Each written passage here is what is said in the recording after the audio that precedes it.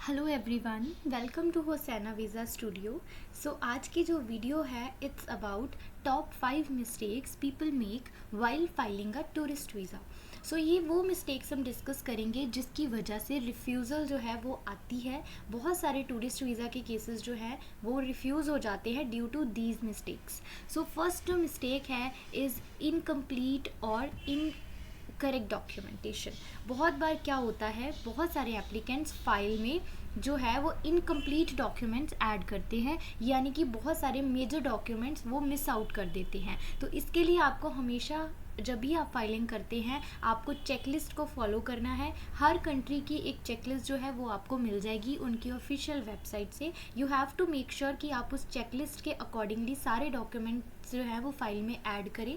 कई बार लोगों को लगता है कि टूरिस्ट वीज़ा है तो उसमें हम डॉक्यूमेंट्स मिस कर सकते हैं, बट ऐसा नहीं है। अगर आप डॉक्यूमेंट्स मिस करते हैं, इनकम्प्लीट डॉक्यूमेंट आप ऐड ऑन करते हैं, तो आपकी फ़ाइल के ऊपर वीज़ा नहीं आएगा। ठीक है जी। सेकंड चीज़ है इनकरेक्ट डॉक्यूमेंट्स। बहुत बार डॉक्यूमेंट्स जो है उसमें कोई ना कोई एरर होता है, वो डॉक्यूमेंट्स करेक्ट नहीं होते हैं। जैसे कि बहुत सारे डॉक्यूमेंट्स में कई बार नेम की स्पेलिंग गलत रहती है, कोई स्पेलिंग एरर है, कोई और ग्रामेटिकल एरर है, या फिर किसी और चीज़ का कोई भी तरीके का एरर अगर आपकी फाइल में है तो वो भी वीज़ा रिजेक्शन आपको दे सकता है।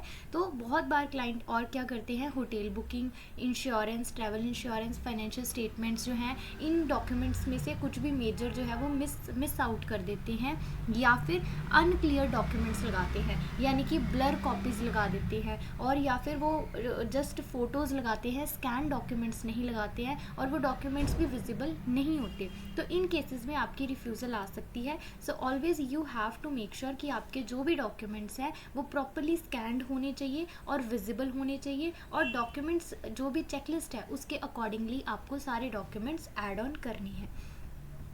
सेकेंडली, वीक कवर लेटर और ट्रैवल पर्पस। देखिए जी, जो टूरिस्ट वीज़ा में मोस्ट इम्पॉर्टेंट चीज़ रहती है वो आपका रहता है पर्पस, यानी कि आप उस कंट्री में क्यों विज़िट कर रहे हैं। तो आपको अपनी कवर लेटर में ये चीज़ प्रॉपरली मेंशन करनी है कि आपका पर्पस ऑफ विज़िट क्या है। अगर टूरिस्ट वीज़ा है तो डेफिनेटली आप एक टूरिज़्म पर्पस के लिए विज़िट कर रहे हैं और आपका शॉर्ट विज़िट रहने वाला है, तो वो चीज़ आपको कवर लेटर में प्रॉपरली मेंशन करनी होती है। अगर आपका कवर लेटर जो है वो प्रॉपरली नहीं बना हुआ है, या बहुत ही शॉर्ट में आपने कवर लेटर बनाकर लगाया है, तो भी आपकी वीज़ा रिजेक्शन आ सकती है। कवर लेटर में आपको बहुत सारी चीज़ें ऐड ऑन करनी होती हैं, और उसमें मेनली आपको ट्रैवल रीज़न बताना है अपना, आइटनरी आपको ऐड ऑन करनी है, रिटर्न की असिस्टेंस देनी है, यानी कि आपको इंश्योर करना है एम्बेसी को कि आप आफ्टर योर विजिट उस कंट्री में ओवरस्टे नहीं करेंगे, इलीगल नहीं रहेंगे, बल्कि आप अपने 10 या 15 डेज़ का जितना भी ट्रैवल प्लान आप दे रहे हैं फाइल में,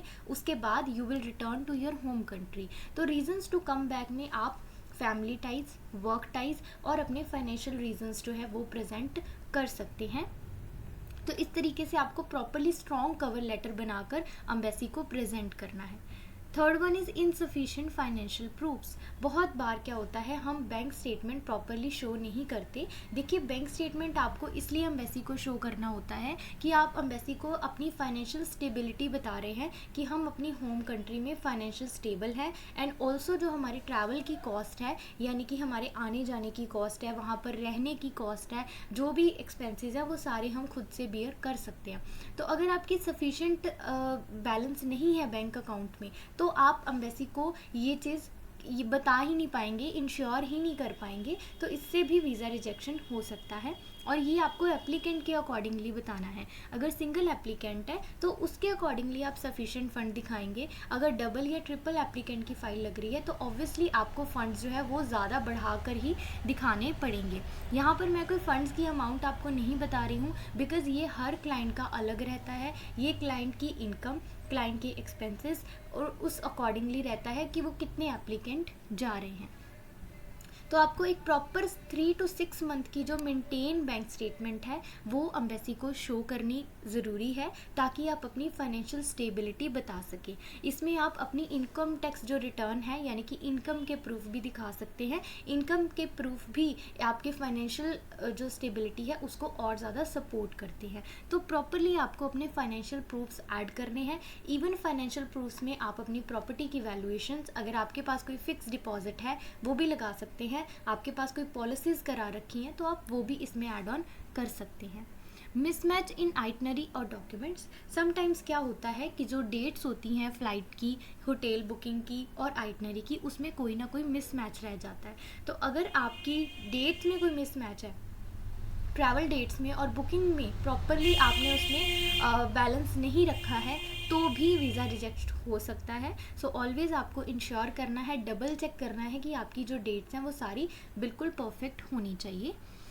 then fifth one is ignoring small but critical details. कई बार हमारे फॉर्म में स्मॉल एरर हो जाते हैं, जिसकी वजह से आपका वीज़ा रिजेक्ट हो सकता है। या फिर क्या हो सकता है, आपने पासपोर्ट नंबर या कोई भी इम्पॉर्टेंट डॉक्यूमेंट का नंबर जो है वो गलत फिल कर दिया, या कोई भी ऐसी मेजर इन्फॉर्मेशन जो है वो आपने मिस आउट कर दी। तो आपके अगर फॉर्म में या फिर किसी भी अदर चीज़ में, लाइक अगर आप कनाडा की बात कर रहे हैं, आप जीसी की बना रहे हैं, उसमें आपने कुछ एरर कर दिया, ऑनलाइन फॉर्म फाइलिंग में, किस कवर लेटर में कोई भी एरर आपका रह गया, तो उसकी वजह से भी आपका वीज़ा रिफ्यूज़ हो सकता है। तो आपको प्रॉपरली अपनी फ़ाइल को ऑलवेज़ फाइल रेडी करने के बाद रिव्यू ज़रूर करें एंड देन ही आप उसको सबमिट करें, राइट। सो बेसिकली आपको एक प्रॉपर तरीके से अपनी फ़ाइल को लॉन्च करना है, उसमें कोई भी आपको कमी नहीं छोड़नी है।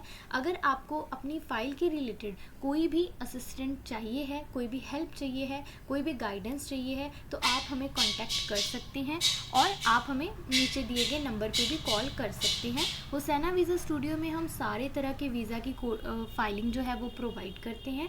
सो अगर आप किसी भी वीडियो टॉपिक के ऊपर वीडियो देखना चाहते हैं, तो भी आप हमें कमेंट बॉक्स में बता सकते हैं और पर्सनली भी आप हमें रीच आउट कर सकते हैं। Thank you so much for watching.